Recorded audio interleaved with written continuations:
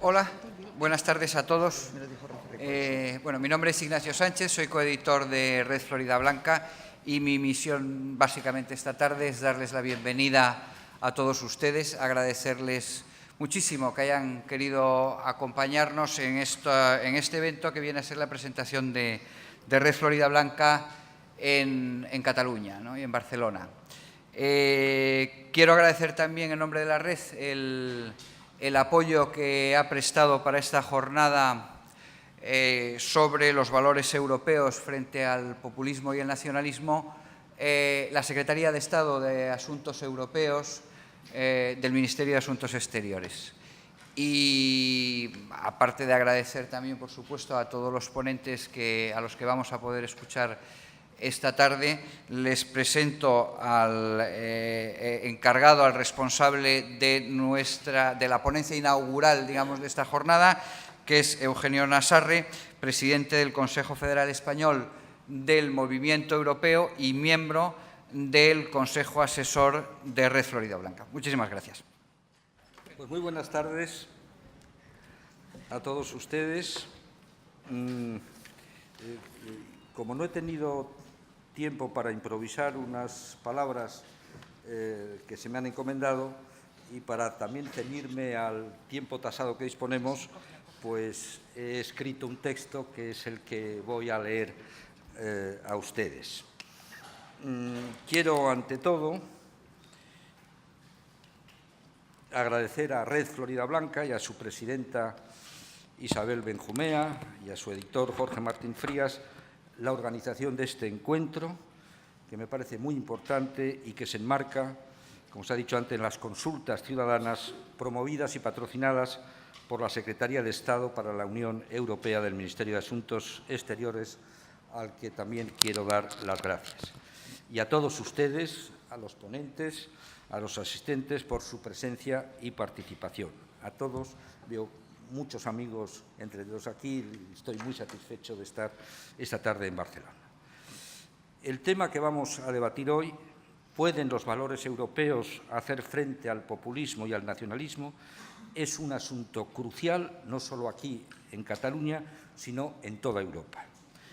Permítanme, por tanto, hacerles las siguientes reflexiones con carácter introductorio.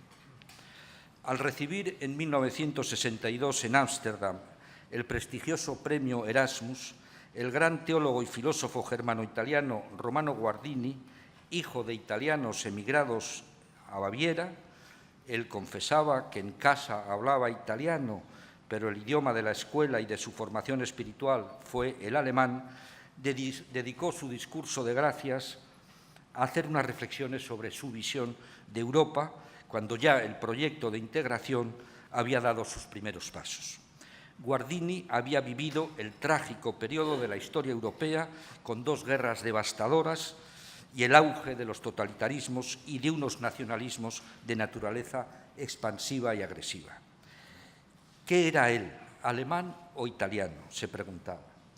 Y nos dice en su discurso: cuando se me presentó la idea europea, supuso para mí la posibilidad de una solución honrosa del conflicto. Lo que salvó a Guardini, nos dice, fue la conciencia de ser europeo, porque con tal conciencia, añade, la nación adquiere un nuevo significado. No hay que renunciar a ella, aclara el pensador italo-germano, no hay que convertirse en apátrida o en un artificial cosmopolita.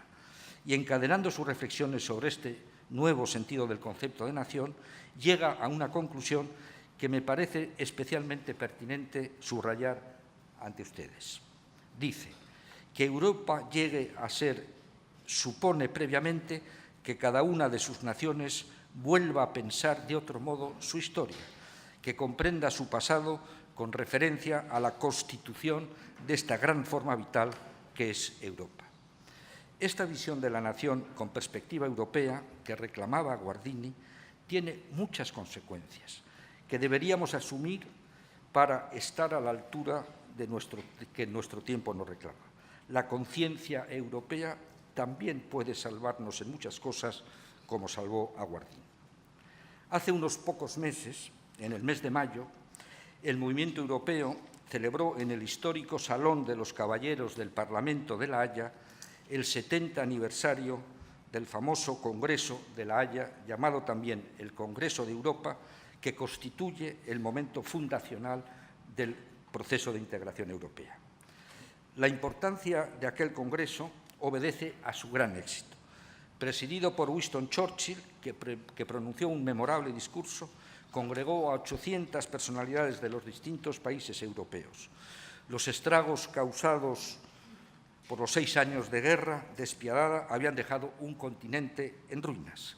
Una misma generación de europeos había vivido 2 terribles enfrentamientos bélicos.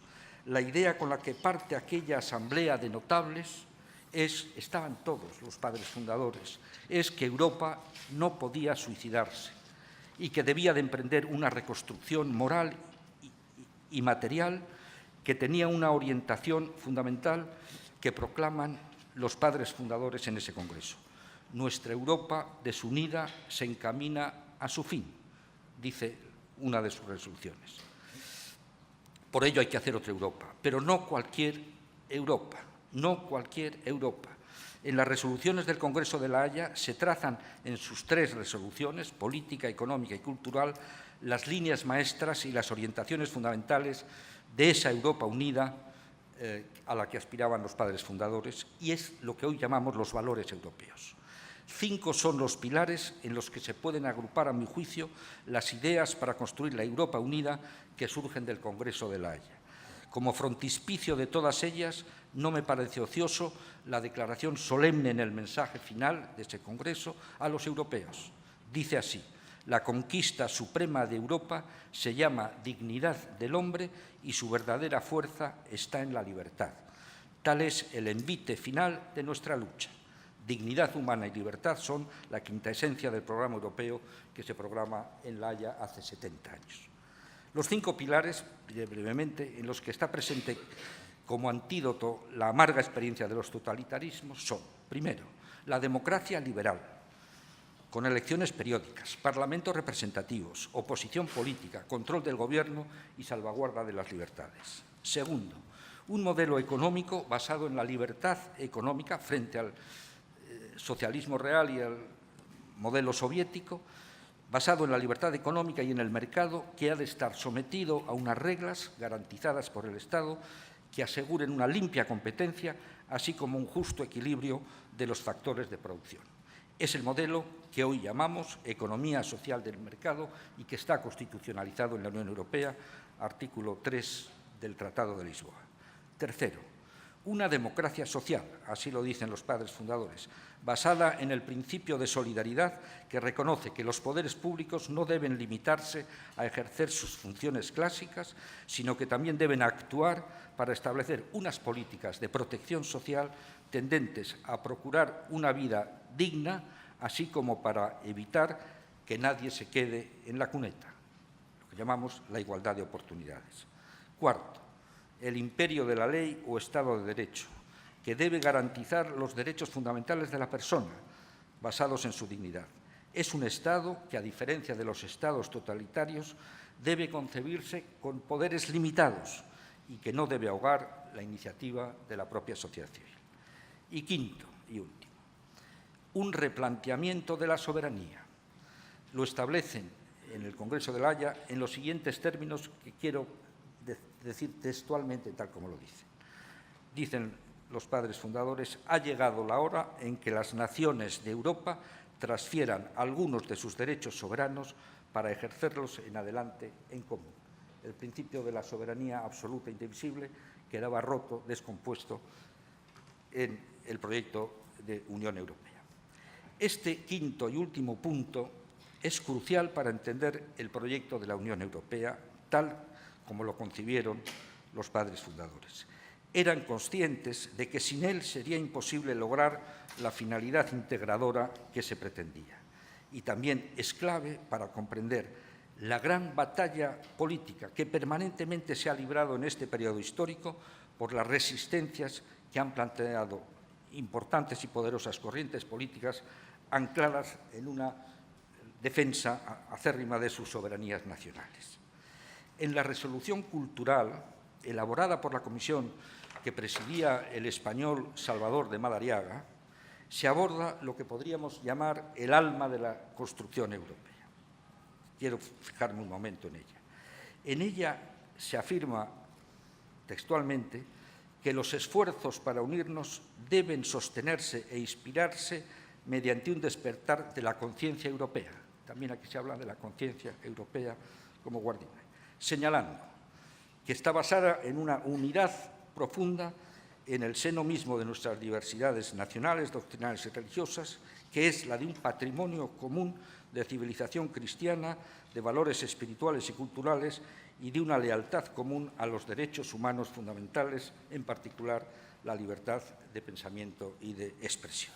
Es decir, Europa es una potente realidad histórica y, como diríamos ahora, un relato europeo no es artificial, no es artificioso, sino que responde a un hecho sólido, palpable y evidente, la realidad histórica de Europa, con entidad propia, fraguada con tal intensidad de vínculos a partir de la Roma clásica que, prescindiendo de esta dimensión europea, las historias nacionales resultan ininteligibles. Esta es la tarea a que convocaba Madariaga y otros ilustres pensadores para la edificación de una Europa concebida como destino común. Desde su nacimiento mismo, el proyecto europeo y los valores en que se sustenta, y yo que he tratado de resumir aquí sintéticamente, se ha enfrentado permanentemente con dos poderosos adversarios: los enemigos de la democracia liberal y los nacionalismos. Desde los padres fundadores, el europeísmo ha tenido que librar una formidable batalla cultural y política contra ambos adversarios. Hasta la caída del muro de Berlín, los enemigos de la democracia liberal tenían un claro sujeto hegemónico, el comunismo soviético, que siempre quiso dinamitar, desde el comienzo mismo de los años 50, o debilitar el proyecto europeo. Su derrota en la Revolución de 1989, como la llamó Dahrendorf, no ha significado la desaparición de los enemigos del demoliberalismo.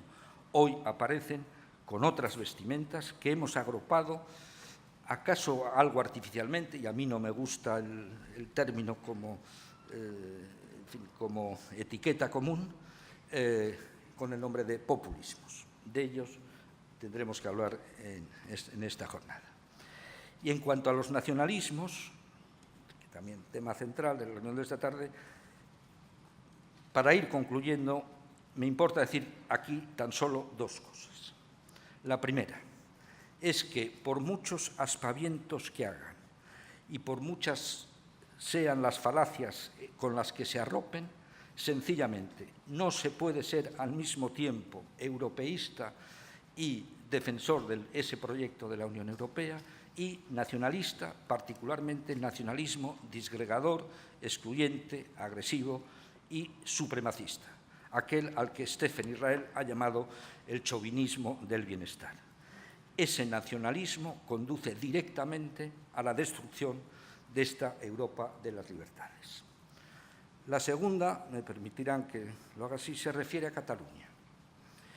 El catalanismo político formó parte activa del movimiento europeo, ya desde los tiempos de la presidencia de Salvador de Madariaga, defendiendo los valores europeos y la razón histórica de la integración. Llegó a ser una de sus señas de identidad en el franquismo y en el posfranquismo. Este capital político y esta trayectoria ha sido arruinada, sencillamente arruinada, por la deriva secesionista liderada por Puigdemont y Torra. No sé si quienes han bebido en las fuentes del catalanismo político, en esta fase que hoy vivimos como de delirio colectivo, son suficientemente conscientes de la gravedad de la mutación que significa pasar del europeísmo a convertirse en agentes de la destrucción del proyecto de integración europea. Esta ruptura les conduce a alinearse con las corrientes que ahora en nuestro continente pretenden liquidar la democracia liberal que tan trabajosamente hemos ido construyendo los europeos. No es ninguna casualidad o accidente la vulneración gravísima de las reglas y principios de la democracia liberal que el independentismo está llevando hoy a cabo en Cataluña, y que ustedes son víctimas de, todos los españoles somos víctimas de ello. Emmanuel Macron, en su importante discurso de la Sorbona, ha dicho que los enemigos de esta Europa, del proyecto de integración europea, tienen nombre, que son nacionalismo, identitarismo, proteccionismo y soberanismo de repliegue. El independentismo liderado por Puigdemont y Torra se ha instalado ya entre los enemigos de Europa. Esta hora nos exige a todos ideas claras y convicciones firmes para defender los valores en los que se sustenta el proyecto de integración europea. El europeísmo español, que hoy modestamente me toca representar aquí, tiene una larga tradición en la defensa de estos valores, desde los comienzos, en tiempos difíciles, en la dictadura de Franco, y ha creído siempre que nuestra democracia es inseparable del proyecto de construcción europea, no se pueden disociar, y ha entendido que los beneficios de un bien común europeo son tan importantes que y a ellos hay que supeditar los intereses particularistas. Ahora, y con esto termino, queridos amigos, y doy paso a las importantes, a las interesantes mesas redondas, quiero decirles que el europeísmo español tiene ante sí el deber de librar un vigoroso combate político contra quienes pretenden derribar el más fecundo proyecto para Europa de la época contemporánea. Muchas gracias.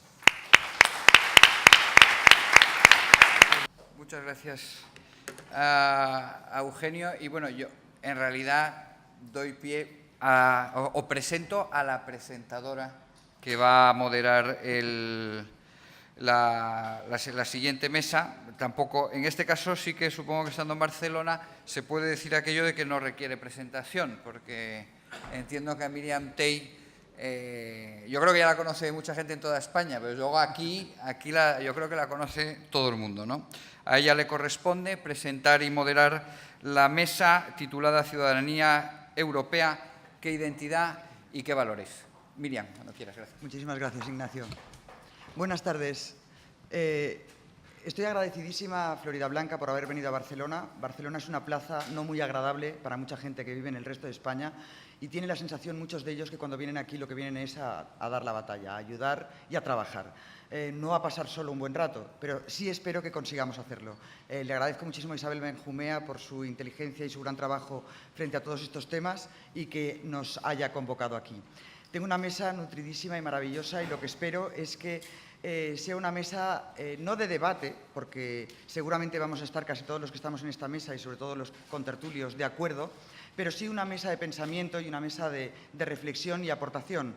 Y por su experiencia, cargos, títulos, yo creo que puede ser muy rica. Lo que me gustaría es que no cada uno de ellos nos dijera de forma seguida, al hilo, su pensamiento, lo que han venido a contarnos aquí, sino que pudiera ser un poco dinámico y que nos pudiéramos poner a conversar, se pudieran poner a conversar entre ellos para pasar a una conversación con ustedes acto seguido. Yo lo que voy a hacer es presentar, aunque también prácticamente los conocen ustedes a todos, voy a presentar a las personas que nos acompañan en esta mesa, para luego dirigirles a cada uno una pregunta que seguramente servirá también para los demás y que nos pongamos a ver cuáles son los pasos que, después de haber pensado y reflexionado, deberíamos dar para que los valores europeos sigan siendo algo que sea aportativo para nuestro crecimiento como ciudadanos, para nuestra dignidad y para nuestra libertad.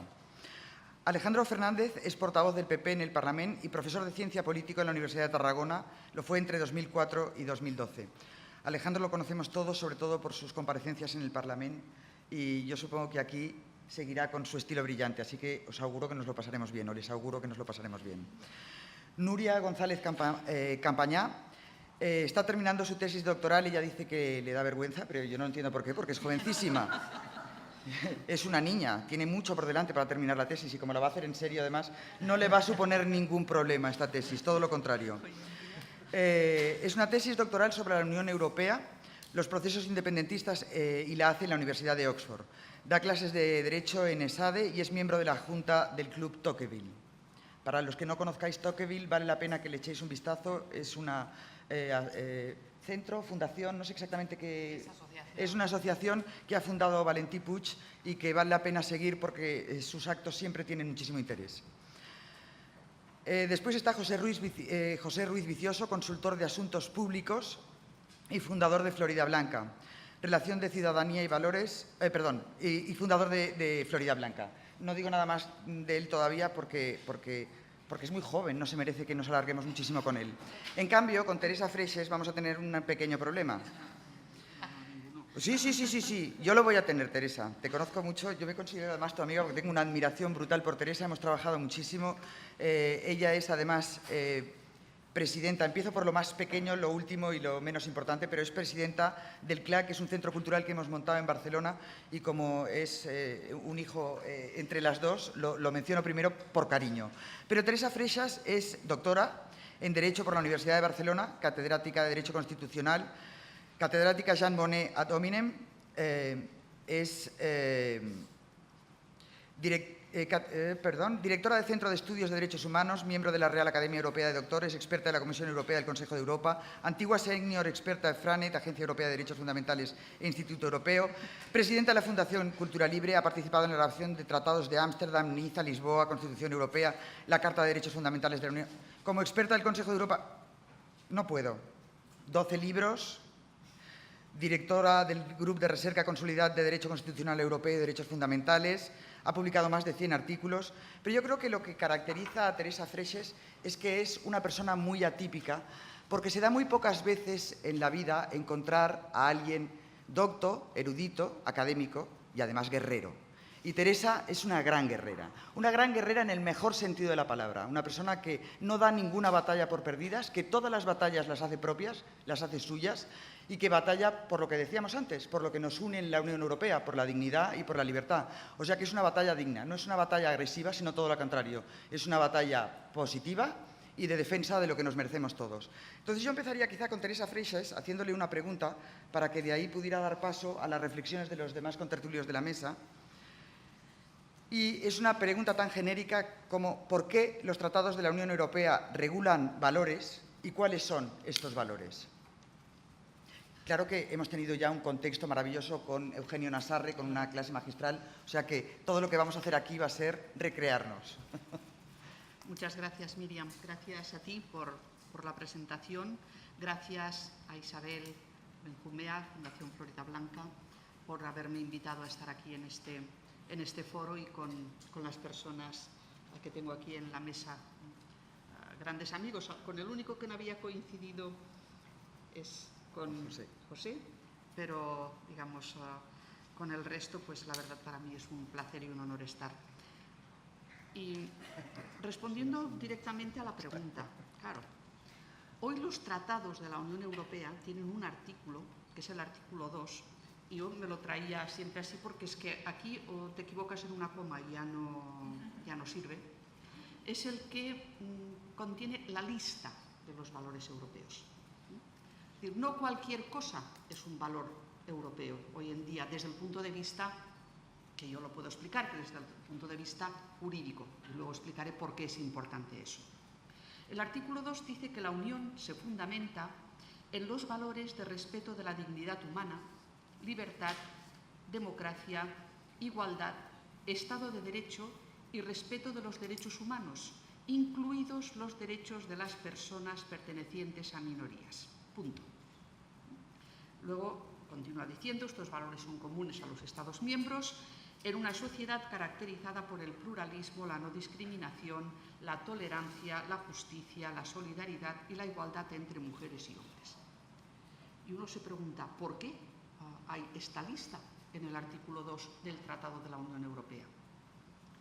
Hasta que no formulamos la lista, y digo formulamos porque yo estuve ahí, estuve trabajando con la Convención para el Futuro de Europa, en el grupo que coordinaba Giuliano Amato, y este fue prácticamente de los últimos artículos que cerramos, porque costó mucho poder hacer una lista de valores. ¿Qué significaba que hubiera una lista de valores? Significaba que los estados que quisieran ser miembros de la Unión Europea se tenían que comprometer a defenderlos en común y que además, si los ponían en riesgo grave o los infringían, se les podría castigar con el procedimiento de sanción por infracción de valores, lo que se le acaba de abrir en estos momentos a Hungría y a Polonia. Es decir, que respetar o no esa lista tenía consecuencias concretas y por eso costó tanto el hacerla. Y es importante porque no es un valor de la Unión todo aquello que nos parezca que puede ser un valor de la Unión hoy en día desde el punto de vista jurídico. Puede haber cosas que nos pueden gustar muchísimo, pero que no están en la lista del artículo 2. Si no están en la lista del artículo 2, podrán ser principios, podrán ser, digamos, otro tipo de aproximaciones a la idea de Europa, pero no valores de la Unión Europea. Estos son los valores con los que podemos jurídicamente hacer frente a aquello de lo que venimos a hablar, que es de los nacionalismos y de los populismos. Fíjense en que cuando hablamos de los derechos humanos, y aquí esto yo ya lo digo para introducir directamente la polémica, no se habla de los derechos de los colectivos, de los derechos de los pueblos, de los derechos de las naciones, no. Derechos humanos, incluidos los derechos de las personas pertenecientes a minorías, porque lo que importa es la persona. Porque en nombre del grupo, Europa tuvo que resistir y tuvo que hacer frente a verdaderas calamidades. Entonces, por eso ha sido siempre este valor de respeto de la dignidad humana, de la libertad y de las personas, el respeto a sus derechos. Quizás más adelante podemos profundizar en qué es lo que comportaría el no respetar estos valores, de qué manera se puede obligar y hasta qué punto a los estados y qué pasa cuando se infringen. Pero lo que sí que yo quiero decir, porque es que en nombre de valores europeos a veces se oye también cada barbaridad que para qué, porque es que yo he leído hace muy poco decir, no, es que Orbán está defendiendo los verdaderos valores europeos. No, ya no diré. Los valores europeos están en el artículo 2. No están en la política concreta que quiere hacer un señor desde un punto de vista, digamos, prácticamente xenófobo y de poco respeto al Estado de Derecho. Entonces, es muy importante saber de qué hablamos cuando hablamos de valores europeos. Alejandro quizá podría introducir si a él le parece que estos valores están son demasiado extensos, están demasiado explícitamente expuestos, si quizá algo más sucinto serviría para ampliar los conceptos o, al contrario, deberían ser un catálogo todavía más extenso para que no nos dejáramos ningún valor. Bien, muchísimas gracias. Bueno, yo creo que tiene que ser el catálogo pequeñito y que tienen que además que ser valores cívicos e identidad cívica. Me explicaré enseguida y totalmente en conexión con lo que dice Teresa. En primer lugar, darle las gracias a todos ustedes, dar las gracias a Florida Blanca por permitirme además compartir mesa con personas a las que admiro y respeto muchísimo, maestro Eugenio, con quien coincidí en el Congreso de los Diputados y un gran amigo, y felicitar también a Florida Blanca por decidir esta temática. Y explico por qué. Aquí siempre estamos hablando de la vulneración de los derechos y libertades a los que más de la mitad de la población catalana está sometida. Y eso es el debate crucial, y eso es cierto, y no podemos parar con ello. Pero el debate del proceso soberanista, separatista, es un debate de alcance europeo y mundial, y tenemos que tenerlo muy claro. No se queda exclusivamente aquí. A mí siempre me gusta recordar que durante la Guerra Fría los dos bloques no luchaban directamente entre ellos, sino que elegían un tercero, llámese Nicaragua o Afganistán, para establecer la lucha. Del mismo modo, la batalla cruenta que se está librando en el mundo entre el nacionalpopulismo y la democracia liberal elige determinados sitios para ser librada. Y el fundamental ahora en el mundo es Cataluña. Por lo tanto, hablar de esto, Isabel, es muy pertinente.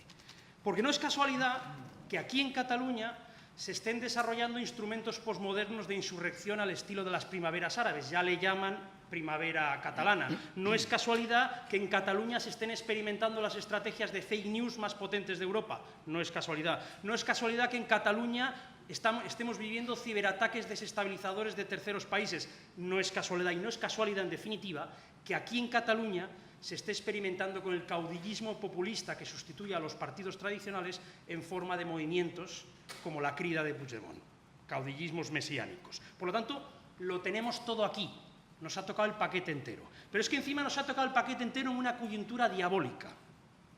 Esa coyuntura diabólica con tres elementos muy preocupantes. El primero es el repliegue anglosajón, en feliz expresión que se la oía a Josep Piqué y se la ha leído en su último libro, y es verdad.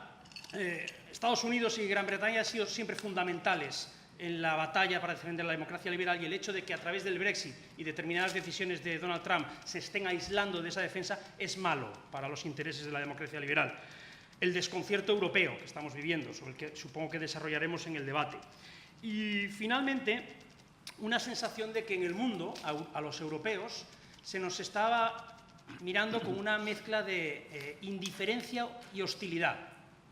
Algunos nos tratan con hostilidad, otros con indiferencia. No diré quién en cada caso, pero si miramos la actitud de Rusia, Turquía, Estados Unidos o China, esas son las dos actitudes que basculan en relación a Europa. Por lo tanto, la coyuntura es mala para la batalla que estamos librando. Eso nos obliga a acertar en todo lo que hagamos, porque creo que la batalla contra el nacionalpopulismo mundial la estamos ganando, pero por los pelos, y no está ganada todavía. Por lo tanto, hay que acertar. ¿Qué identidad, qué valores? Los ha explicado muy bien Teresa, pero yo voy a decir una cosa que viene incluida en el artículo 2. Estos valores están incluidos en los Estados miembros. ¿Qué valores, qué identidad? Los de la Constitución española. No hay que darle más vueltas. Los de la Constitución española, una identidad cívica, no esencialista ni lingüística ni étnica, que es la que conduce a lo que Wittgenstein llamaba el infierno de la identidad. ¿Qué valores? Valores cívicos también. Y a través de un mínimo común denominador. Ahí, respondiendo a la pregunta, creo que esos valores tienen que huir de adscripciones ideológicas, porque si no, no serán compartidos por todos. ¿Y por qué hago esta defensa de la Constitución española cuando hablamos de Europa? Porque nuestra ciudadanía europea, no lo olvidemos, emana de nuestra ciudadanía española. Ha habido una corriente en el europeísmo muy peligrosa, a mi modo de ver, y que no era en absoluto inocente, sino que tenía una intencionalidad política clara, que era defender el europeísmo como una estrategia de diluir a los Estados-nación para dar más poder al ente supranacional y a las regiones.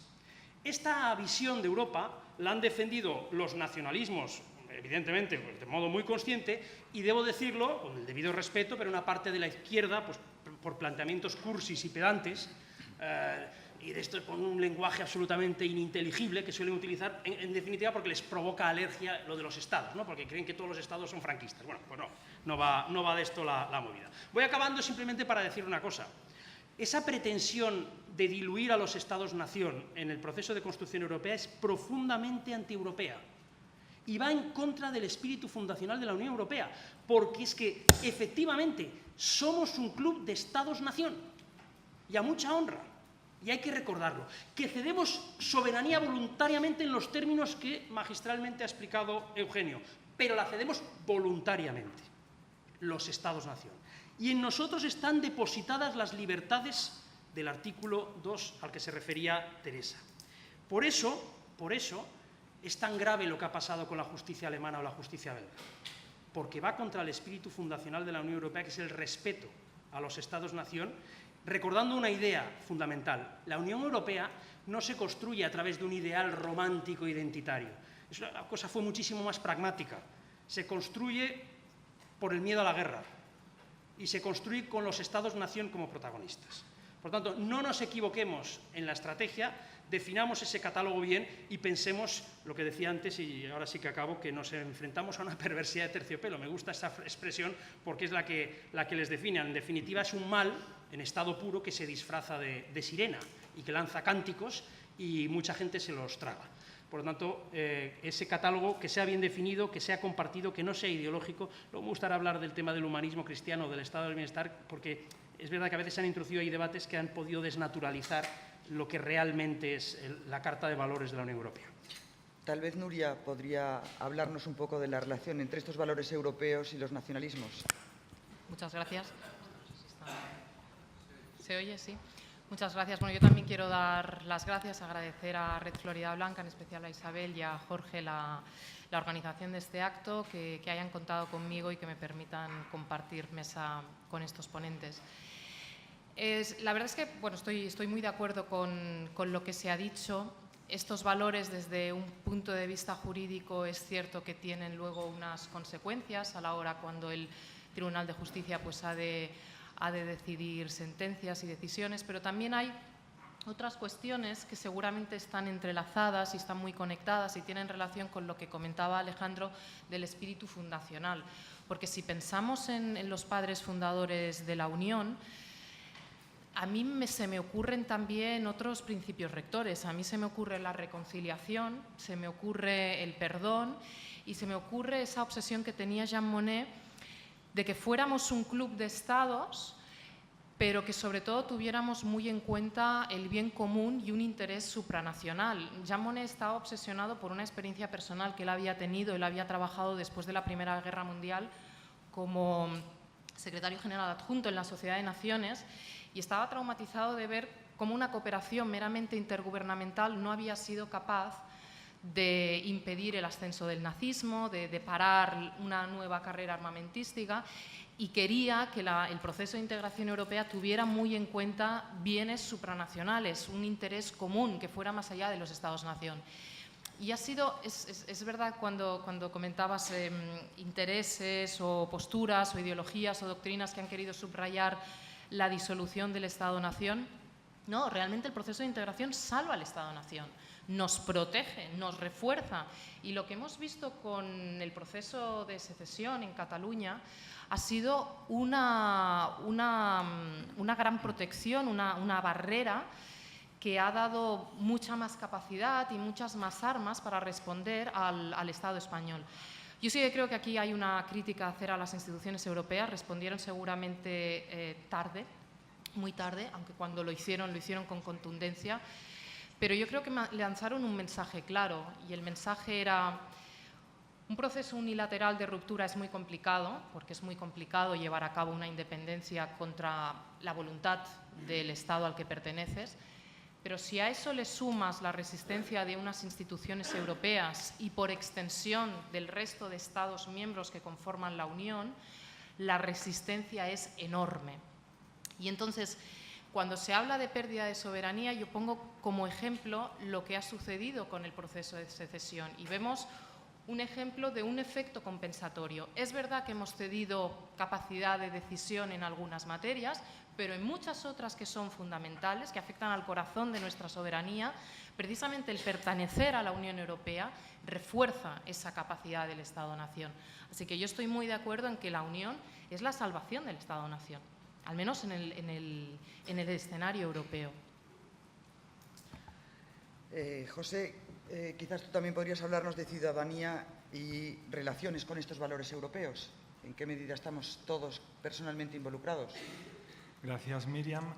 Para mí es un placer estar también en Barcelona con gente que está contribuyendo tanto a luchar por la libertad en Cataluña, y creo que respondo muy bien al sentimiento de toda la Red Florida Blanca si digo que para nosotros pues, es un placer y un honor estar aquí en esta ciudad, en esta región, coprotagonista de la construcción de España. Bueno, pues es muy procedente esa pregunta. A mí me gustaría poner en relación, para comenzar, la idea de ciudadanía con los valores europeos, porque eso es lo que nos convoca a esta mesa. Y quería comenzar diciendo que la idea de ciudadanía tiene ciertas dificultades al ser aplicada al conjunto de Europa. ¿Qué dificultades son esas? Pues la primera se debe a la pluralidad del demos europeo. Es decir, es muy complicado aplicar una idea de ciudadanía a algo que, como ha recordado Alejandro hace un momento, es una unión de estados. Ahora mismo somos 28 estados en la Unión Europea, sin el Reino Unido 27, y eso hace que muchas veces los ciudadanos europeos, siendo de países pues, muy distantes y muy distintos entre sí, pues muchas veces no se sientan vinculados unos con los otros. Otro problema directamente relacionado con esta idea es la idea de las fronteras. alguien puede tener un sentimiento de pertenencia, un sentimiento de identidad colectivo, de vinculación a los demás, cuando existen unas fronteras que son fijas o tienen una vocación de permanencia determinada. El proceso de integración europea es un proceso que se ha vivido desde un núcleo inicial de países que organizan el diseño político de la posguerra y que eran pocos, y se ha llegado a un número muy elevado de países. Y eso ha condicionado y ha dificultado la idea de vincularse a los ciudadanos no solo a sus estados-nación, sino al conjunto de la Unión Europea. Y por último, una dificultad que también deriva de esto es la cuestión de la gobernanza. Es decir, Europa tiene planteada ahora mismo una crisis de gobernanza porque es muy difícil gestionar a países que son de tamaños muy distintos, que tienen economías muy diversas y que tienen distintos grados de integración, porque dentro de la Unión Europea existen varios espacios distintos. Esto ha provocado el gran debate que vive la Unión Europea ahora mismo, que es el debate entre el nacionalismo o la soberanía y el cosmopolitismo, del que va a tratar la segunda mesa. Pero a mí lo que me gustaría resaltar de todas estas dificultades es que entonces la persona se pregunta ¿cuál es entonces el cemento que une, ¿no? ¿Qué es lo que vincula a los ciudadanos de países tan distintos, de un número tan elevado de estados? Pues son precisamente los valores. Esos valores de los que ha hablado Teresa, que ahora mismo están codificados, pero que en el fondo son valores políticos, que son los valores de las sociedades abiertas. Esta idea que también recoge Josep Piqué en el libro que ha citado Alejandro, que se titula El mundo que nos viene, es un libro de geopolítica que os recomiendo a todos, y ahí nos habla de lo que está en el espíritu europeo, el espíritu de construcción y el espíritu de los padres fundadores de los que ha hablado antes Eugenio. Los valores de las sociedades abiertas son la libertad individual, la libertad de la persona, el Estado de Derecho, el respeto a las leyes, el respeto del pluralismo y de la tolerancia, todas esas ideas que se han ido desarrollando en Occidente desde la antigüedad clásica, pasando por la Ilustración, y que realmente forman el cemento y la vinculación que debe unirnos con ciudadanos de países tan distintos, pero con los que en el fondo tenemos mucho en común, que es todo este sistema que hace que Europa sea la región del mundo donde es más atractivo vivir y donde hay un modelo social que es más beneficioso para las personas. Me gustaría poner una pregunta encima de la mesa para que me contestéis los que queráis, que es ¿qué otras amenazas tiene Europa, al margen de estas dos amenazas que ha señalado Eugenio Nassarre, que son los populismos, los nacionalismos y los enemigos de la democracia liberal y social, ¿no?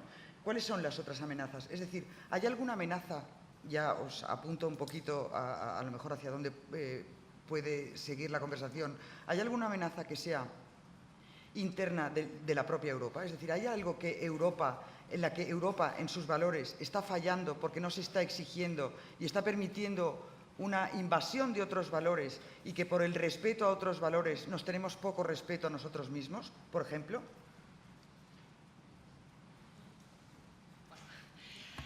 Yo creo que no es exclusivo de Europa, pero se habla del colapso del orden liberal, ¿no? Es decir, cada vez cuando tenemos en cuenta en encuestas de opinión, cada vez vemos que más personas son reticentes precisamente a estos valores propios de la democracia liberal.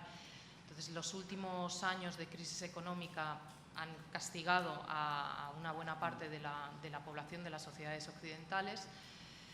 Los procesos de globalización han significado muchos beneficios, pero esos beneficios no se han, dijéramos, distribuido de una forma más o menos equitativa. Y hay un descontento y un rechazo a lo que se considera que es el causante de esa situación, que creo que sí que es una amenaza interna, más allá, por ejemplo, del hecho de que es cierto que por primera vez en 60 años pues hay una administración norteamericana, no sé si decir hostil, pero sí no muy comprometida con el proyecto de integración europea. Y es la primera vez que eso sucede, porque si el proceso de integración europea ha sido un éxito, ha sido también gracias en parte al paraguas que hemos tenido siempre de los Estados Unidos. Esto ahora por primera vez no es así y esto es una amenaza externa, pero estas amenazas internas, como es el rechazo precisamente a estos valores liberales, yo creo que es algo a lo que nos tenemos que enfrentar. Y además que es que lo estamos viendo elección tras elección. ¿Podría decir alguna cosa al respecto?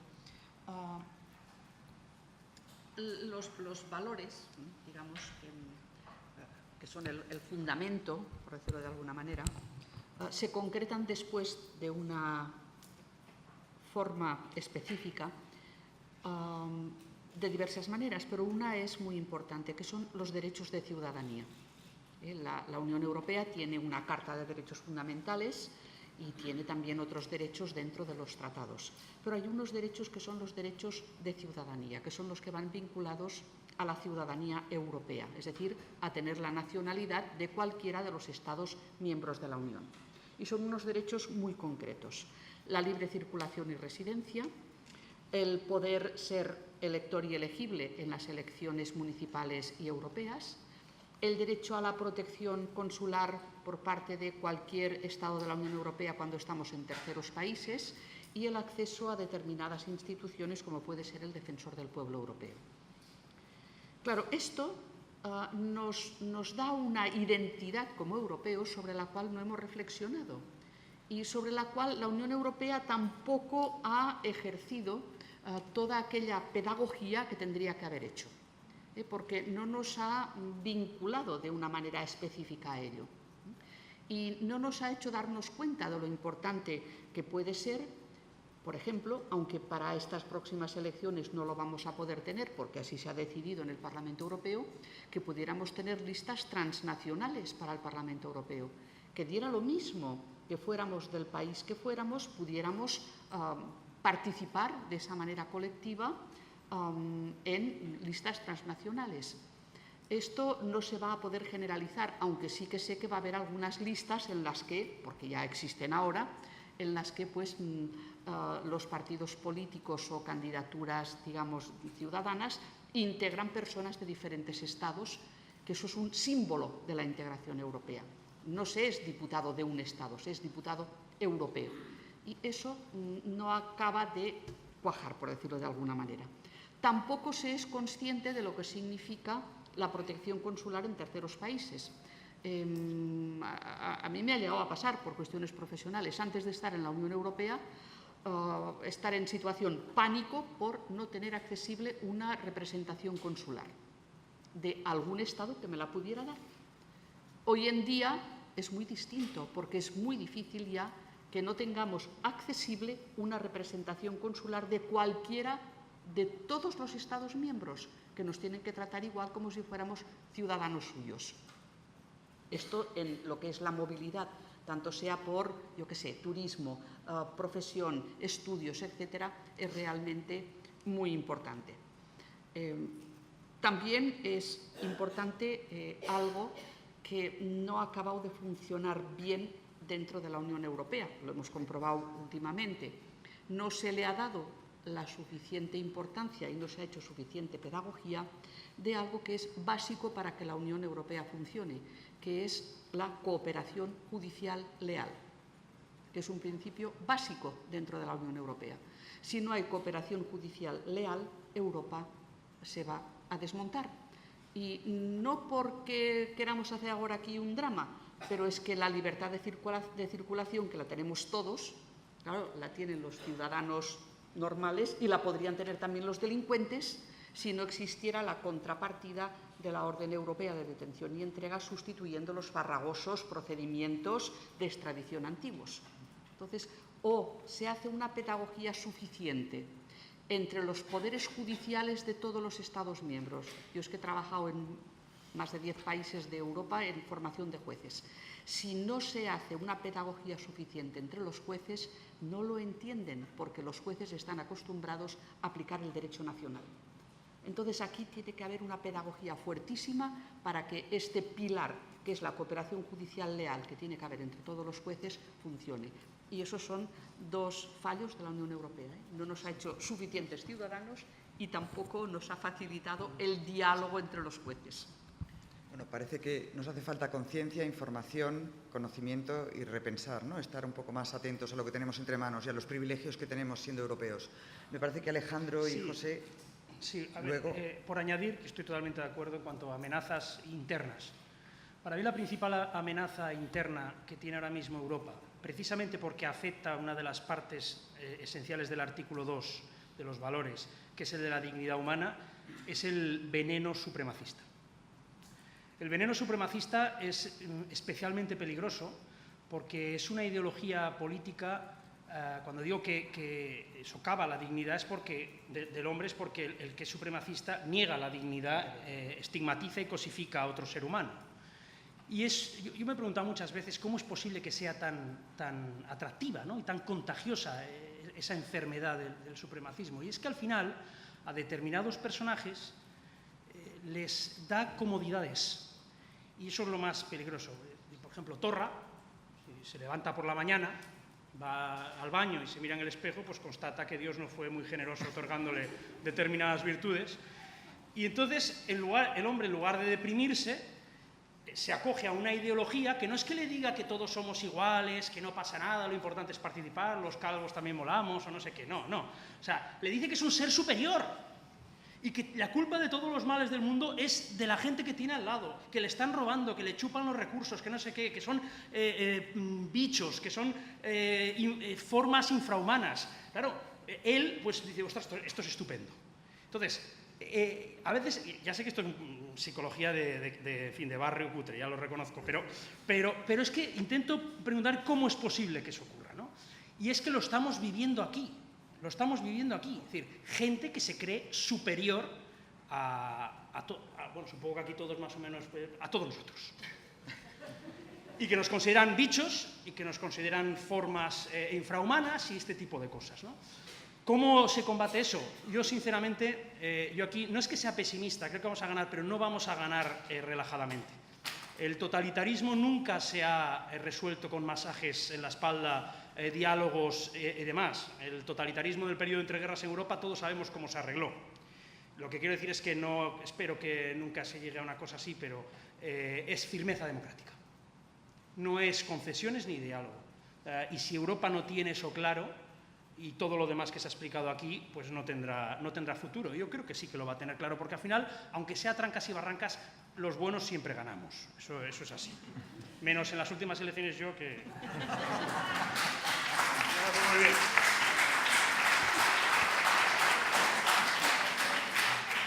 José.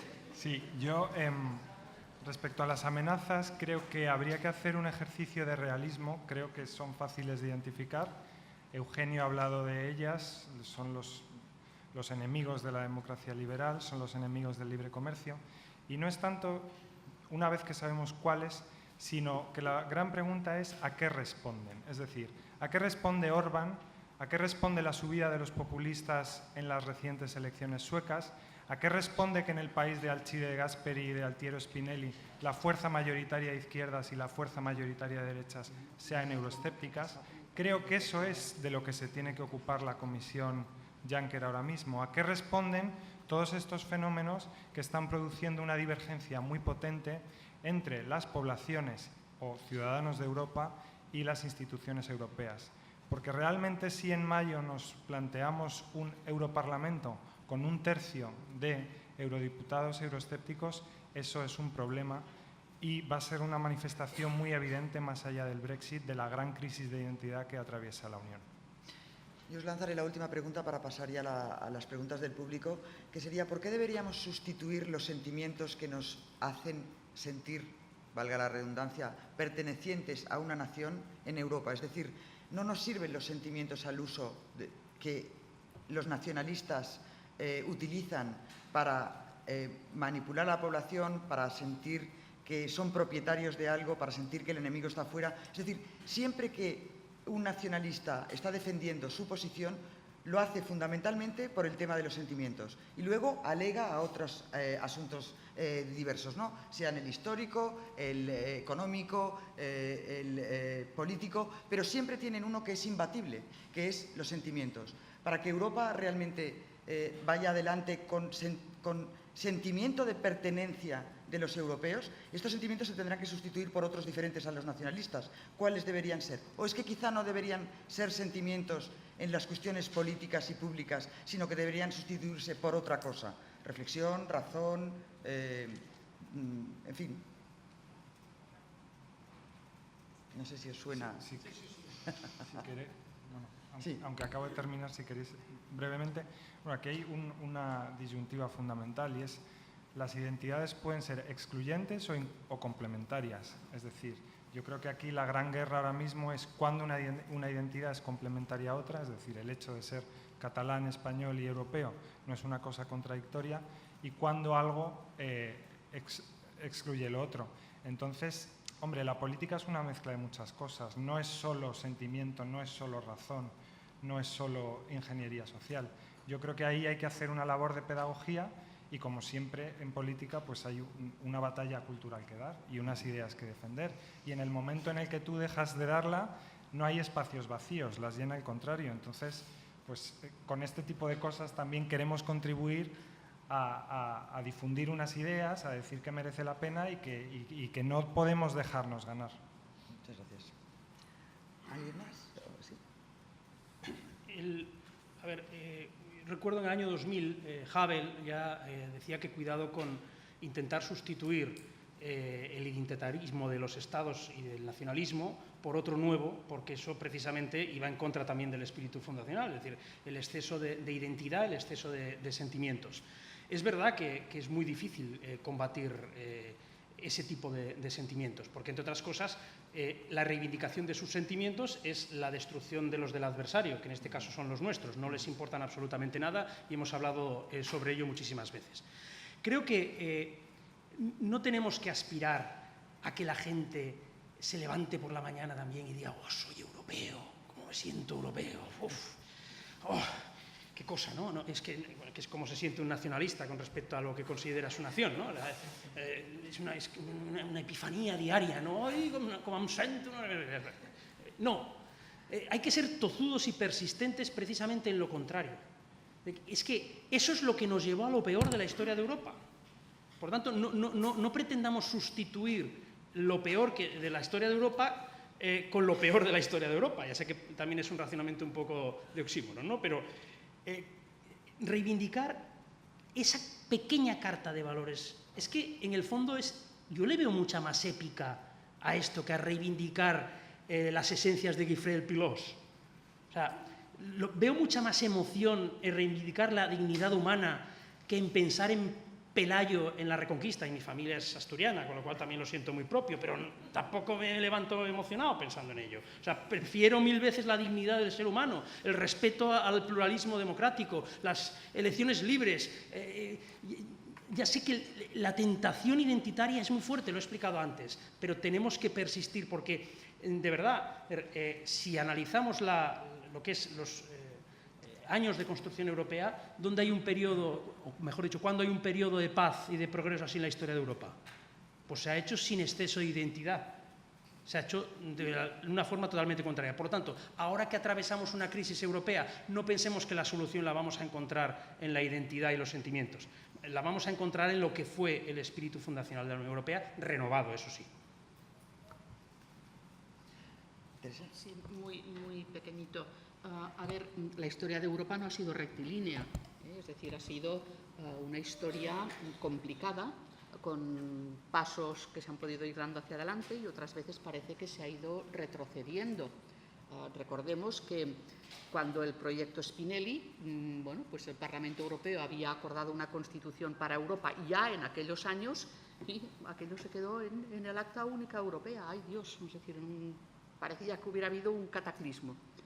Después nos ha pasado también en otras ocasiones. Se intenta al principio la Comunidad Europea de Defensa y hasta ahora no empezamos a hablar de verdad de políticas de defensa europea, porque pues falló.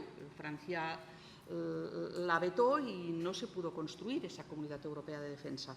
Intentamos una Constitución Europea también, ¿no?, en los años 2000 y en los referéndums de Francia y de Holanda la abortaron como tal constitución, pero ojo, todo el contenido del Tratado Constitucional está en el Tratado de Lisboa y en la Carta de Derechos Fundamentales. Es decir, que a veces hay ciertas dificultades al respecto. Y es verdad que eso, digamos, ¿cómo puede emocionar? Es que no hay que buscar emocionar, eso es verdad. Pero tenemos dos problemas. Uno es la educación y otro la comunicación. Si Europa no entra en la educación y en la comunicación, pero de una manera, digamos, normal, racional, para que, pues de la misma manera que uno sabe que 2 y 2 son 4, pues sepa que el Parlamento Europeo hace tal cosa y tal otra y lo vea normal. Hasta que no lleguemos a este estadio tendremos un problema. A sistematizar la Europa dentro de la educación, ¿no? Sí. Si alguien quiere, dentro del público, hacerle alguna pregunta. Alicia.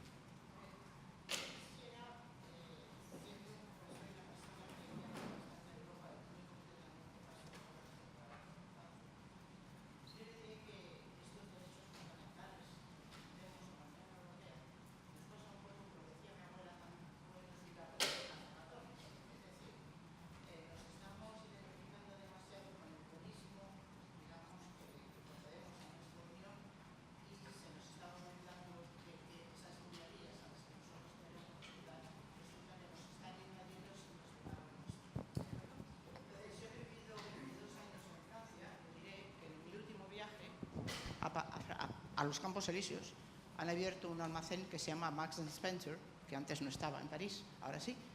Y cuando voy a pagar me encuentro con una cajera que está tapada exactamente de pies a cabeza con guantes. No le veía ni la cara, ni las manos, ni nada. Y yo le dije, usted no me atiende.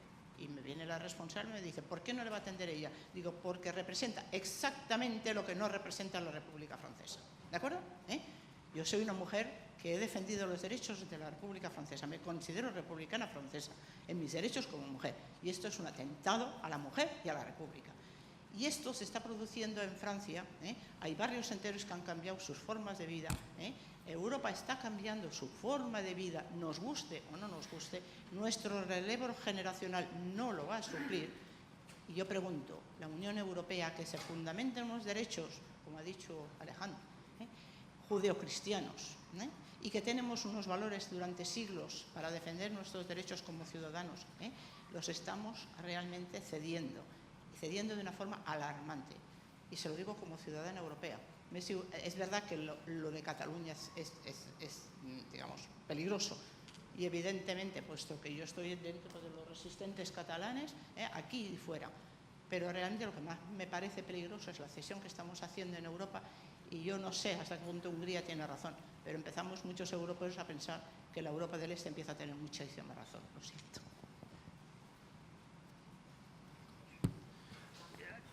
Totalmente de acuerdo.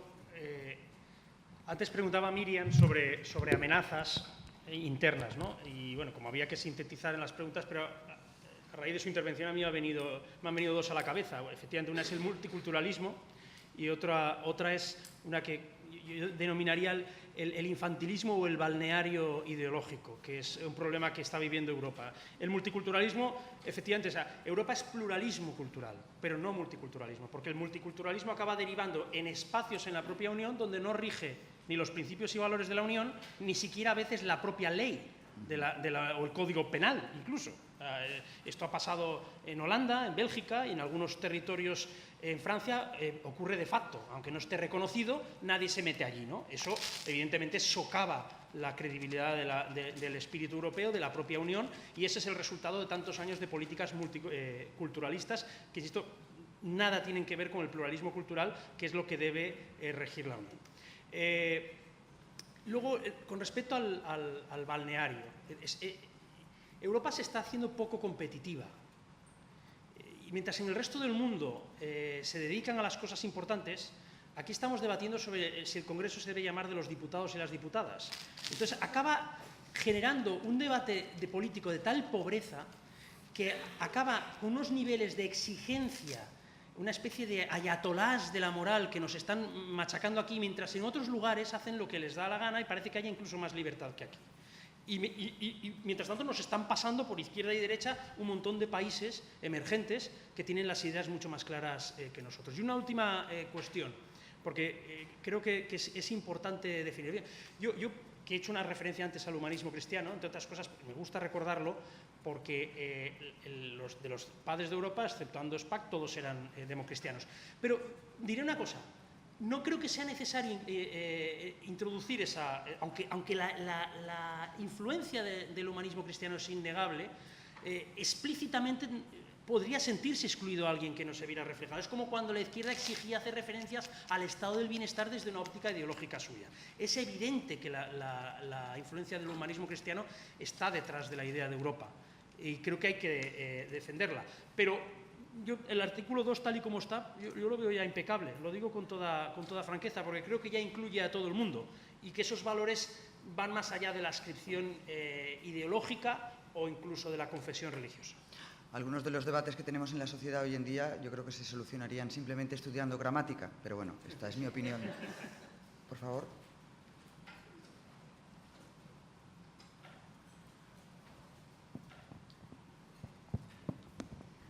Hola, buenas tardes. Muchas gracias por haber promovido este debate sobre la Unión Europea. Es algo que a mí me preocupa y me interesa. Al hablar de los... Quisiera ser breve, pero se me agolpan las ideas porque son muchos los problemas que están relacionados con la Unión Europea, con la integración europea actual.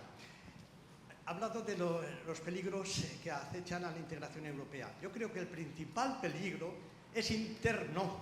Lo tenemos aquí. Hay una contradicción entre el Parlamento Europeo y el Consejo. El Parlamento Europeo hace ya casi 20 años aprobó unas listas transeuropeas, por lo menos en parte. ¿Qué hizo el Consejo? Rechazarlo. Esto podría haber sido ya uno de los comienzos. Hay otras muchas cosas, pero esto podría haber sido. ¿Por qué el Parlamento Europeo no denunció a los Estados, al Consejo ante el Tribunal de la Unión Europea? Lo podía haber hecho por inacción, no lo hizo. Y ahí estamos. No avanzamos. Los problemas de Europa no son de ahora. Si hablamos de los problemas externos es porque no hemos sabido llegar a una unión y resolverlos conjuntamente. Efectivamente. Pero ahora yo quiero limitarme para no extenderme y dejar la posibilidad a otros. Al hablar de las listas transeuropeas, que esto es lo que decía que estaba aprobado ya hace mucho tiempo, estamos preparando unas listas transeuropeas que no son admitidas ni por la Unión Europea ni por el Parlamento. Pero hay que demostrar a los parlamentarios que los ciudadanos estamos mucho más allá que ellos, que queremos una auténtica unión de ciudadanos, no de estados, unión de los pueblos de Europa, de los ciudadanos, en el sentido de pueblos, en el sentido de ciudadanos, unión de los pueblos, no de los estados. Y esa es la auténtica democracia. Entonces, por un lado, yo os ruego que los que estéis convencidos, que aportéis este apoyo a esta lista transeuropea, que es falsa, que no tiene ningún valor. Pero antes de quedarnos de votar en blanco o de no votar o de quedarnos en casa, que demostremos a los parlamentarios, a los jefes de Estado, que es otra la Europa que nosotros queremos. Esto por un lado. Y luego ya me limito, otra culpa, la culpa por dejación de todos los parlamentarios, europarlamentarios y de los Estados miembros. ¿A qué se reduce la ciudadanía europea? ¿Qué hemos hecho con el Brexit? Es que los ciudadanos británicos que han votado a favor de la permanencia, ¿los podemos dejar así sin más? Es que un gobierno puede quitarles la ciudadanía europea. ¿Quién los ha defendido? A ver, yo no digo que esto sea fácil y que sea posible, pero por lo menos el ciudadano europeo tiene una relación, tiene un contrato con la Unión Europea. Perdone, muchísimas gracias. Tiene unos derechos. Perdone. Y ahí hemos roto ese contexto. Viene un gobierno y les dice, ahora ya no sois ciudadanos europeos. Y la Unión Europea se calla y ahí nos callamos todos. Ahí está el verdadero problema, el verdadero enemigo de la integración europea. Gracias. Muchísimas gracias.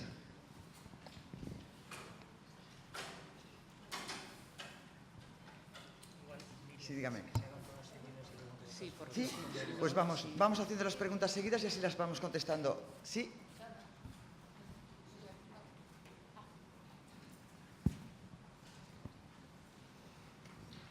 Buenas tardes. Quiero hacer una pregunta a toda la mesa y luego un comentario que, en fin, que deriva en una propuesta también, positivo. La pregunta es si consideran que es una amenaza interna de la Unión Europea, lo que podríamos llamar, lo que al menos yo considero que es un invierno demográfico. Perdón, si es una amenaza interna. Invierno demográfico. Esa es la pregunta. Y el comentario y la proposición, en cierto modo, el comentario es a raíz de la constatación de la debilidad de la conciencia de pertenencia común, ¿no? Entonces, partiendo de la constatación de que una de las iniciativas, sin duda, más positivas que ha tenido la Unión Europea es el programa Erasmus, por esa experiencia directa de lo que es común y de la apertura al otro, etcétera, no es hora de que la Unión Europea lance otro programa similar, respondiendo también, por ejemplo, a la gran necesidad de oportunidades para la gente joven de trabajo, algún tipo de beca para trabajar en otro país durante un tiempo. Nada más. Gracias. ¿Por aquí delante? Sí. Espera, que le traen el... Perdone, le traen el micrófono. Gracias. Se ha hablado mucho de identidad y de valores y por primera vez yo he oído todos los valores enumerados 2 o 3 veces. No sé cuántos ciudadanos europeos han oído la lista de valores. No sé cuántos diputados de los parlamentos autonómicos y europeos han oído y serían capaces de explicar cuáles son los valores y a qué obligan estos valores. ¿Puede un diputado, sin jurar estos valores, ser diputado? Por ejemplo, pues tienen que jurarlos. Cuando se es diputado se tiene que jurar una obligación y una responsabilidad. Y luego, todos los que somos ciudadanos hemos ido a las escuelas. ¿Hay alguna asignatura que pueda explicar a los ciudadanos qué significa ser ciudadano español, ciudadano catalán, ciudadano europeo? ¿A qué nos obliga? Y los países que quieren ser europeos, ¿a qué se comprometen si luego no lo cumplen? Estas sanciones que ahora hablábamos, de Hungría, se han podido hacer en otros casos y no obstante no se hacen. Si los que tienen que dar ejemplo no lo hacen, luego los ciudadanos parece que la unidad europea es una unidad económica, no una unidad de valores. Yo quería transmitir esta preocupación como ciudadana. Muchas gracias. ¿Al fondo?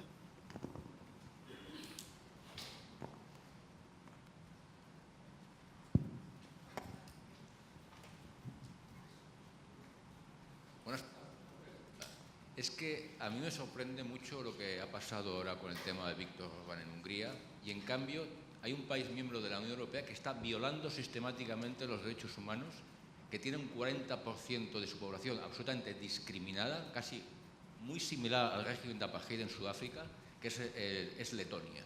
Letonia hay un 40% de población que son de origen ruso, hijos, padres y abuelos que han nacido en Letonia y que tienen totalmente sus derechos absolutamente coartados. Y la Unión Europea nunca, que yo sepa, nunca ha advertido, lo mismo que ha pasado ahora mismo con el tema de Viktor Orbán, que por bastante menos, nunca ha hecho ninguna advertencia ni de expulsión. Me parece que por los estatutos del Tratado de Lisboa no se contempla la posibilidad de expulsión de un país miembro de la Unión Europea. Pero en ningún caso ni se le ha advertido ni se le ha puesto ningún tipo de sanción a este Estado báltico. Yo la verdad es que no lo entiendo. Y parece también que en Estonia pasa exactamente lo mismo. Yo pregunto, ¿cómo es posible? Da la sensación de que la Unión Europea se ha constituido, la actual Unión Europea se ha constituido un poco en contra de Rusia. Y yo considero que dentro de poco Rusia y la Unión Europea están obligadas a entenderse.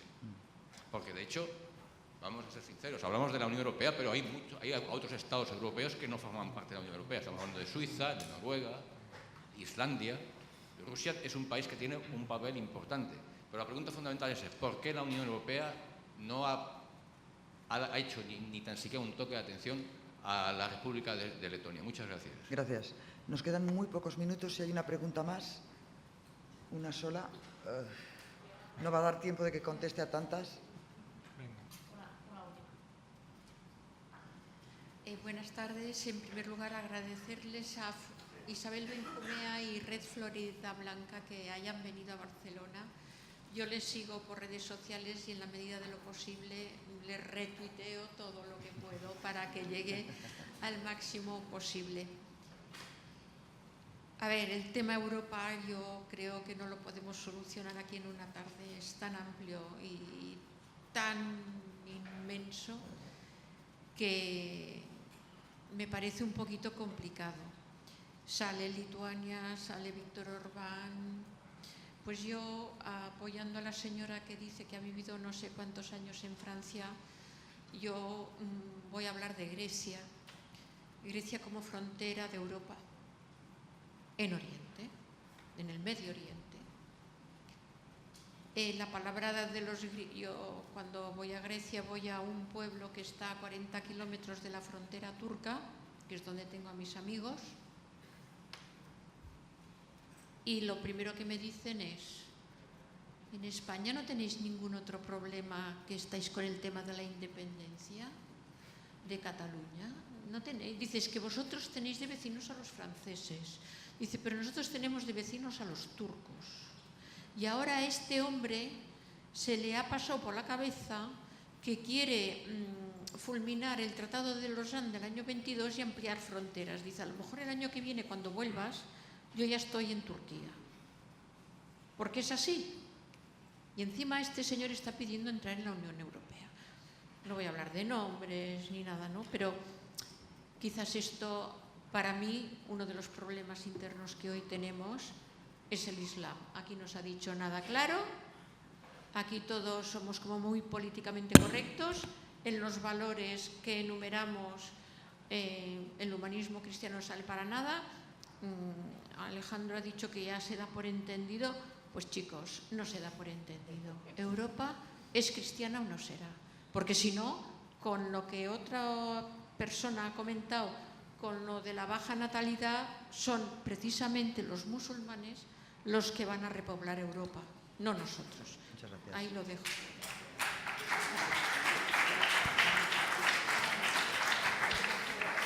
¿Escogéis una pregunta cada uno? Y así, porque si no... ¿Tú la Grecia? Venga. Pues empezando por el final, Alejandro responde a la última pregunta. No, yo lo que he intentado decir es que cuando se establece un catálogo de valores en la Unión y se hablaba de su amplitud, siempre era preferible buscar valores cívicos que referencias explícitas, ideológicas o de adscripción religiosa. Eso no podía, en ningún caso, hacer olvidar que los 4 de los 5 padres de Europa eran democristianos y que detrás de la idea de la Unión está evidentemente. Pero que, por ejemplo, yo a lo que me refería es que en el debate, o sea, cuando tú tienes que enumerarlos, hacer una referencia explícita a eso o hacer una referencia explícita al estado del bienestar en términos progresistas, hacía que mucha gente pudiera sentirse excluida y que, por lo tanto, aunque de manera implícita se reconozcan, eso podría ir en contra del proceso de construcción europea y que yo, en ese sentido, que he defendido que, por ejemplo, mi partido, pero es mi partido, no es otra cosa, llevar a una inclusión sobre una referencia al humanismo cristiano, creo que un catálogo de valores de la Unión Europea no es conveniente y creo que el artículo 2, tal y como está, todo el mundo se puede sentir perfectamente reflejado. Otra cosa es que yo personalmente esté de acuerdo contigo o no, pero es que yo estoy intentando hablar de los valores que tienen que representarnos a todos en el seno de la Unión. Teresa. A ver, han hecho una referencia al programa Erasmus y las becas para trabajar. El programa Erasmus hace ya unos 3 años que se transformó en Erasmus Plus, que se le llama. Entonces, este Erasmus Plus, además de acoger esa movilidad entre estudiantes universitarios, que era lo clásico por lo que se le conocía, también incluye becas para trabajar en las empresas a personas jóvenes. Es decir, que lo que se tiene que hacer si se está interesado es entrar en la página web de Erasmus Plus y ver de qué manera se incluye esta movilidad, digamos, para prácticas, formación profesional, digamos que no es únicamente la movilidad dentro de las titulaciones universitarias, sino también en el mundo del trabajo. Eso comporta que se tienen que construir redes de empresas en Europa que son las que van acogiendo a estos estudiantes que se van desplazando. Repito, hace solo 3 años que existe, pero ya ha empezado a funcionar. Toda la razón con el tema de los bálticos. Es decir, es la vergüenza de Europa. el hecho de los apátridas que existen en Estonia, Lituania y en Letonia es la vergüenza de Europa. Y es la vergüenza de Europa porque, bueno, pues yo pienso que se pillaron los dedos ahí en el momento de la independencia. ¿Qué es lo que sucedió? Les prometieron los independentistas que se extendían de la URSS a todas esas minorías, porque toda aquella zona, yo es que trabajo en Polonia un mes al año, y precisamente en la zona del Báltico. Las migraciones que ha habido allí desde antes de la Segunda Guerra Mundial es que son impresionantes. Aquello es un crisol de personas, unas que venían de Ucrania, otras de Lituania, otras de Polonia, otras, ahora aquello es zona polaca, pero antes era zona alemana, es decir, aquello es tremendo. Entonces, cuando se llega a esa independencia, les prometen a esas minorías que tenían la nacionalidad rusa, porque, claro, estaban dentro de la URSS, que si apoyan la independencia, pues aquello miel sobre hojuelas. Llegó la independencia con el apoyo allí en la vía báltica de todos los extranjeros bien cogiditos y bien convencidos de que aquello sería el paraíso terrenal en su zona, y luego hicieron las leyes de nacionalidad. En el momento en que hicieron las leyes de nacionalidad, las fijaron en el jus sanguinis, y si no tenías ascendencia lituana o estonia o letona, no adquirías la nueva nacionalidad. Como la URSS ya se había extinguido y tampoco podías tener acceso a la nacionalidad rusa, en esos momentos allí hay un montón de personas enorme, apátridas, con todos los inconvenientes que ser apátrida tiene, porque no tienen ningún tipo de pasaporte más que el papel que como apátrida te da un mínimo de garantías para muy poca cosa. Es una vergüenza que esto todavía continúe existiendo en Europa. Luego, decir otra cosa, estamos hablando de la Unión Europea, pero es que también existe el Consejo de Europa. Entonces, el Consejo de Europa no podemos ahora explicarlo, pero dentro del Consejo de Europa están estos estados con los cuales tenemos problemas mil. Está Turquía, por una parte, y está Rusia, por otra parte, además de otros estados que se fueron independizando de la URSS o de la antigua Yugoslavia y que todavía no están integrados dentro de la Unión Europea. Entonces, como fase previa a poder ser estados de Unión Europea, Consejo de Europa tendría que tener mayores y mejores competencias para ello. Pero luego también quiero decir una cosa. Yo no tengo problema con mis amigos musulmanes de Turquía. Tengo problemas con el régimen de Erdogan. Por lo tanto, aquí lo que tenemos que hacer, de alguna de las maneras, es apoyar, como estamos haciendo desde muchas instancias, a todos aquellos turcos que, con religión o sin religión, porque también hay una especie de islam laico, por decirlo de alguna manera, hay en esos países, apoyarlos a estas personas. Porque si no les apoyamos a ellos dentro de su propio país, vamos a tener luego problemas mil. Y ahí el Consejo de Europa es el único que tiene algún tipo de competencia para poder actuar, aunque es muy cortita todavía. Sí, yo solo brevemente un comentario sobre los valores europeos en la educación. Yo es que creo que los valores no simplemente se han de conocer, es decir, yo creo que la libertad y el respeto al pluralismo, esto se ha de experimentar y se ha de vivir. Entonces, la lealtad a una comunidad política que queremos más grande que simplemente la nacional, es decir, la lealtad al proyecto europeo, yo creo que sí que necesita un poquito de emoción. En esto discrepo de algunas cosas que quizás se han dicho.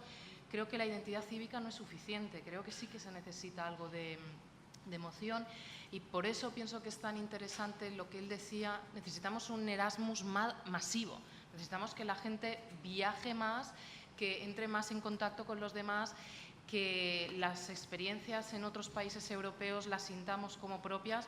Es decir, una lista transnacional, si no dominamos bien otros idiomas, si no tenemos experiencias y unos vínculos emocionales con otros idiomas, no son suficientes. Hoy creo que en Polonia acusaba a la Unión hoy de ser una comunidad imaginada, usando, imagino, la terminología de Anderson. Pues claro, es que la inmensa mayoría de naciones han nacido así, y es que eso hemos de hacer, ir construyendo un demos europeo. Pero simplemente una adhesión cívica a una lista de valores, yo creo que no será suficiente, necesitamos vivirlo.